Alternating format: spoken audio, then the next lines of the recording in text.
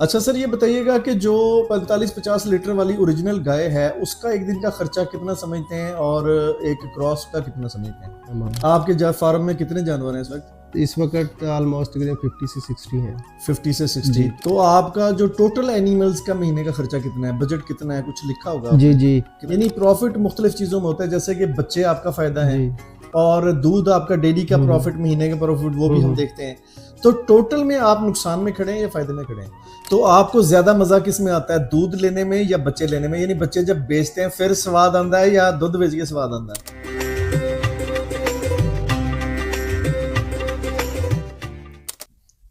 अस्सलामुअलैकुम, मैं हूं अतीक इस्लाम। इस वक्त मैं मौजूद हूं चौक शहबाजपुर पे। चौक शहबाजपुर पे उस्मान साहब के पास मैं मौजूद हूं। इनसे फार्म की डिटेल लेते हैं। दूध का काम कर रहे हैं तकरीबन पिछले 7-8 सालों से। इनसे डिटेल लेंगे कि दूध का काम कैसा है, क्या लोगों के लिए ये फ़ायदेमंद भी है या इसमें बहुत नुकसान वाली बातें भी हैं। तो आज हम डीपली इसको स्टडी करेंगे कि ये दूध का जो काम है, ये इसमें रुकावटें क्या आती हैं और जब काम शुरू कर लेते हैं तो इसमें मसाइल क्या आते हैं और क्या ये प्रॉफिटेबल भी है या नहीं है। अस्सलाम वालेकुम सर। वालेकुम अस्सलाम सर कैसे हैं? अल्लाह का शुक्र, ठीक है। आप सुनाए? ठीक है अल्हम्दुलिल्लाह। सर काइंडली यहाँ की लोकेशन और अपने फार्म का नाम बताइएगा। BM डेयरी फार्म है इस फार्म का नाम। जी, चौक शहबाजपुर 13 चक NP। ठीक हो गया। सर कब से काम कर रहे हैं? ये तकरीबन 7-8 साल से कर रहे हैं। 7-8 साल से। सर काइंडली इसमें अपना नंबर भी बता दीजिएगा पहले। 0300 जी, 5187 007। ठीक हो गया। सर तकरीबन कितना अरसा हो गया आपको दूध का काम करते हुए? हमें स्टार्ट ही दूध का किया था। तकरीबन कितने साल हो गए?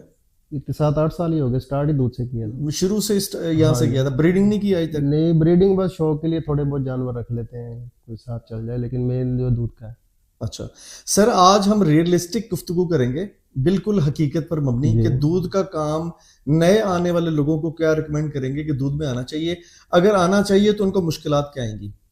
मुश्किलात तो हर काम में होती हैं, इसमें ये थोड़ी सी ज्यादा होती है, सब्र करना पड़ता है। काम ठीक है, अच्छा काम है, मेहनत है इसमें। ठीक है। तो सर सबसे पहले ये बताइएगा कि अगर कोई भी बंदा 10 जानवरों से शुरू करना चाहेगा तो उसको क्या रिकमेंड करेंगे, कैसे शुरू करे और क्या तरतीब हो उसकी? वो तो उस पर डिपेंड करता है वो कौन से जानवर लेना चाह रहा है। अच्छा, और कैसा काम करना चाह रहा है, किस लेवल पे काम करना 10 चाह रहा है। फ्रीजन क्रॉस का आप दे दें हमें, तजर्बा वगैरह शेयर कर दें। वो 10 फ्रीजन गाय जो है तकरीबन दूध के लिहाज से तो वो तकरीबन 25 से 30 लीटर ही देगी, अच्छी गाय भी होगी तो। ठीक है। क्रॉस होगी ये? Cross breed. ठीक है। जो तो प्योर ब्रीड है उसमें तो वो 50 प्लस भी होती है, 40 से 50 वाली भी होती है। ठीक है। उसे लेकिन संभालना मुश्किल होता है थोड़ा। मतलब प्रोटोकॉल में क्या चीज आ जाती है? ओरिजिनल जो 45-50 करती हैं उसका दूध लेने में कोई मुश्किलात भी आती हैं? बिल्कुल मुश्किलात आती हैं, जितना दूध ज्यादा होगा उतनी मुश्किलात भी ज्यादा होंगी। अच्छा, ये तो माइनस डिग्री वाला जानवर है ना? जी।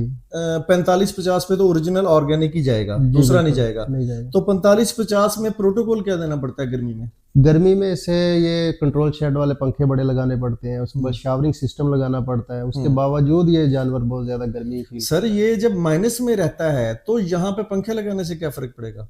बस गुजारा करना होता है, उसे सिस्टम चलाना होता है। जितनी देर ज्यादा ह्यूमिडिटी जब ज्यादा हो जाती है उसमें ज्यादा मसला होता है, बाकी फिर भी निजाम चल जाता है। 2 महीने जो मुश्किल ज्यादा होती है। ठीक है। तो ये 45-50 जो कर रहा है तो सख्त गर्मी में कितने लीटर ये देगा दूध? ये तो वो आधा नीचे आ जाएगा, आधा नीचे 25 तक आ जाएगा। लेकिन फार्म पे ज्यादातर ऐसा सिस्टम ऐसा बनाया जाता है। यहाँ पे हमारा तो ये है कि हमारा अब ब्रीडिंग का जो काम शुरू हो गया है, तो जब ये गर्मी में होगा तो उसमें वैसे ही वो ड्राई पे होगा, ड्राई पीरियड पे। जी जी। तो उसके बाद वो काविंग करेगा और हम सर्दी में पूरा दूध ले सकें। अगर फॉर एग्जांपल हम गर्मी में उसे काविंग करवाते हैं जी जी, तो हमसे उससे दूध भी पूरा नहीं ले सकेंगे और जानवर के लिए मसाइल भी ज्यादा हो जाएंगे।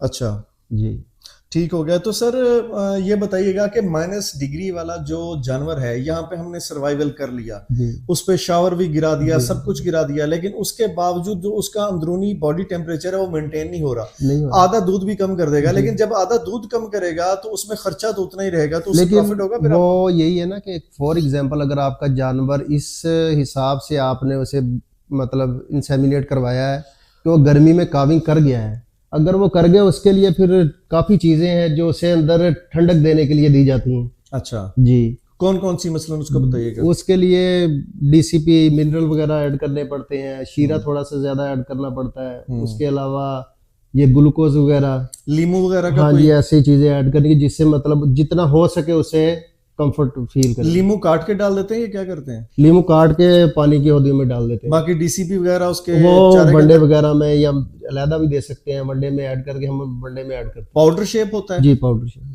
अच्छा सर, ये जब आर्टिफिशियल आप चीजें देते हैं उसको जी। जानवर को, तो क्या समझते हैं कि उसकी जो एक टेम्परेचर माइनस वाले में ये रहता है या 5 डिग्री में रहता है, तो वो वाली चीज उसके अंदर आ जाती है? आर्टिफिशियल चीज नहीं है, ये नेचुरल चीजें हैं, ये रिक्वायर्ड उसकी रिक्वायरमेंट है जानवर प्योर की। अच्छा, ये जो चीजें हैं ना, ठीक ये है। सारी रिक्वायरमेंट है उनकी। अच्छा जी ठीक हो गया। ये बताइएगा कि 50 लीटर जो जानवर दूध दे जी रहा जी। है गर्मियों में या 25 लीटर देगा, लेकिन जी। खर्चा तो वहीं खड़ा है, तो खर्चा इसमें वो प्रॉफिट होगा या कैसे? नहीं, वो लॉस होगा।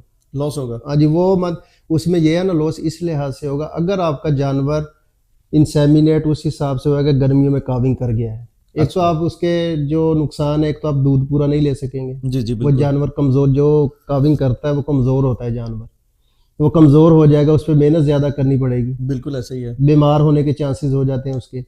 लेकिन हम ऐसा करते नहीं है कि अच्छा। वो गर्मियों में काविंग करे। अच्छा हम चाहते हैं कि नवंबर में हमारी काविंग अक्टूबर नवंबर में स्टार्ट हो। अच्छा। इस हिसाब से पीरियड बनाया कि वो दूध भी हम पूरा ले सकें उससे और नुकसान से भी बच सके।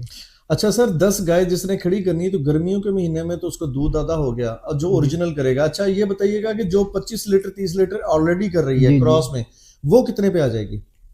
वो 20 पे आ सकती, 22 पे, 20 तक वो 20, सर्वाइव 22 कर जाती है। अच्छा, वो वो तकरीबन survive कर हाँ जी, वो जाती है। सर्वाइव कर जाती है इसमें। आप क्या समझते हैं, बिल्कुल फिर गर्मियों के महीनों में ओरिजिनल में प्रॉफिट आ जाता है या क्रॉस में आ जाता है जो ज्यादा अच्छा प्रॉफिट? गर्मियों में सारे पे फर्क सारे पे पड़ता है, लेकिन अच्छा। उस पे ज्यादा पड़ता है प्योर में, अच्छा। दूसरे पे कम पड़ता है। अच्छा जी, यानी उसके हिसाब से गर्मियों के हिसाब से देखें जी, तो वो ये तो ज्यादा है जो profitable है। आदमी इन्वेस्टमेंट कर रहा है वो किस हिसाब से इन्वेस्टमेंट कर, क्या वो प्योर जानवर रख के उसके पास इन्वायरमेंट नहीं है तो वो तो नुकसान कर रहा है।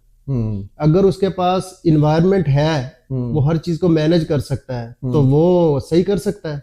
जो बंदा 10 गाय या 5 रखेगा वो तो क्रॉस रखेगा एक निजाम चलाने के लिए, शेड बना लेगा, वो छोटे पखे लगा सकता है क्योंकि इसके अखराजात ज्यादा है ना। बिल्कुल ऐसे ही है। जी। अच्छा सर, ये बताइएगा कि जो 45-50 लीटर वाली ओरिजिनल गाय है उसका एक दिन का खर्चा कितना समझते हैं और एक क्रॉस का कितना समझते हैं? हमने इसका डेली बेस का काउंट नहीं किया। अच्छा। हाँ जी, मंथली बेस पे हम अपना काउंट करते हैं। मंथली क्या समझते हैं कितना खर्चा है? ओवरऑल जानवर पे होता है हमारा। आपके फार्म में कितने जानवर हैं इस वक्त? इस वक्त ऑलमोस्ट 50 से 60 हैं। 50 से 60। तो एक दिन में तमाम का एक्सपेंस कितना आ जाता है? तकरीबन 15 से 17 हजार। 15 से वनडे का, ये वनडे का बता रहा हूँ। वनडे का जी। तो आपका जो टोटल एनिमल्स का महीने का खर्चा कितना है, बजट कितना है, कुछ लिखा होगा जी आपने? जी, कितना है वो तकरीबन? हमारा जो समझ ले, जो वंडा प्लस साइलेज मेन आइटम ये होते हैं इनके ना, जो खाने के लिए चारे के। जी, बाकी ग्रीन पाउडर होता है उसको ऐड नहीं करते फिलहाल। बिल्कुल। वो तकरीबन इसका ऑलमोस्ट हो जाता है 7 लाख तकरीबन। 7 लाख रुपए महीना साइलेज प्लस ठीक है, वंडा, यानी 50 एनिमल लगा लें हम तकरीबन। उसमें ये है ना कि उसमें बड़े छोटे भी हैं, जो तो मिल्किंग पे हैं उनकी फीड अलग से है, ठीक है। उनके पोर्शन बने हुए। फॉर एग्जांपल जो 40 वाला है उसकी फीड ही अलग है, जो 30 वाला है उसकी अलग है, जो बच्चे हैं उनकी अलग है। इस वक्त मिल्किंग एनिमल कितने हैं आपके पास? हमारे पास तकरीबन है 18-20। 18। और जो प्रेग्नेंट है वो कितने हैं? वो अभी स्टार्ट, अभी कंफर्म नहीं हुई, अभी समझ ले कि उन्हें इंसेमिनेट करवाया है, कंफर्म होंगी अभी। यानी आप ये कह रहे हैं कि बड़े बच्चे हर चीज मिला के 50 हाँ लाख जी है, बिल्कुल, तो उनका महीने का तकरीबन जो खर्चा है वो तकरीबन है इतना, 7 लाख 7 बता रहे लाख हैं? तकरीबन। 7 लाख बता रहे हैं। तो इसमें टोटल कैलकुलेशन आप कर सकते हैं कि तकरीबन डेली का और महीने का कितना बनता है एक एनिमल का।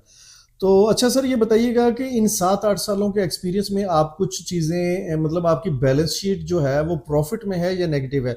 यानी प्रॉफिट मुख्तलिफ चीजों में होता है, जैसे कि बच्चे आपका फायदा है और दूध आपका डेली का प्रॉफिट, महीने का प्रॉफिट, वो भी हम देखते हैं।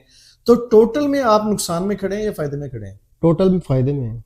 टोटल फायदे वो में है। फायदे में ऐसे हैं कि आपके एक तो जानवर बचे, जो मेन प्रॉफिट है। जी जी, जो मेन प्रॉफिट है वो जानवर है, बाकी आप जो कमाते हैं वो लगते भी हैं, वो बच भी जाते हैं। वो तो आपके हिसाब से है, गर्मी है, अगर जानवर बीमार है तो उस पर पैसे बहुत ज्यादा खर्च भी हो जाते हैं। अच्छा। ओवरऑल बचते भी हैं और जानवर भी साथ बच जाते हैं। अच्छा, तो आपको ज्यादा मजा किस में आता है, दूध लेने में या बच्चे लेने में? यानी बच्चे जब बेचते हैं फिर स्वाद आंदा है या दूध बेच के स्वाद आंदा है? दुध बेचांगे तो बच्चियां ਨੂੰ ਪਾਲਾਂਗੇ।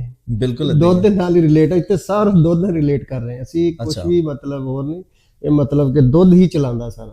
दूध में ज्यादा मजा आता हाँ है, जी। यानी डेली की इनकम हाँ, आती है। डेली में इनकम। तो क्या मशवरा देंगे, हम फाइनल नोट्स कुछ दे दें कि ये काम आपको 10 गाय से अगर शुरू करते हैं तो महीने का फायदा निकलेगा या हम साल बाद उसको काउंट करेंगे, कहाँ पे खड़े होंगे 10 गाय से? सर पहले तो सबसे पहले हौसला चाहिए इस काम के लिए, अच्छा, बहुत बड़ा हौसला चाहिए। ठीक है। और दूसरी बात यह कि साल के बाद आप अंदाजा लगा सकते हैं इंशाल्लाह प्रॉफिट में ही होंगे, तो अगर इसमें मेहनत हुई हो तो। यानी कि ये कह सकते हैं कि डंगरा नाल डंगर बनना डंगर, पैदा है। बिल्कुल ये सही कहावत है। बिल्कुल बिल्कुल बिल्कुल। ठीक हो गया जी, बहुत बहुत शुक्रिया सर जी मालूमात देने का, और उम्मीद है कि मुख्तलिफ सेशन के जरिए हम आवाम को नेक्स्ट भी जो है वो अपनी राय का इजहार करते रहेंगे और आपके मुफीद मशवरों से आगाह करते रहेंगे। बहुत बहुत शुक्रिया जी। इंशाल्लाह ताला नेक्स्ट व्लॉग के साथ बहुत जल्द आपकी खिदमत में हाजिर होंगे। आज के लिए इजाजत, इंशाल्लाह ताला नेक्स्ट जल्दी सेशन करेंगे। बहुत बहुत शुक्रिया जी।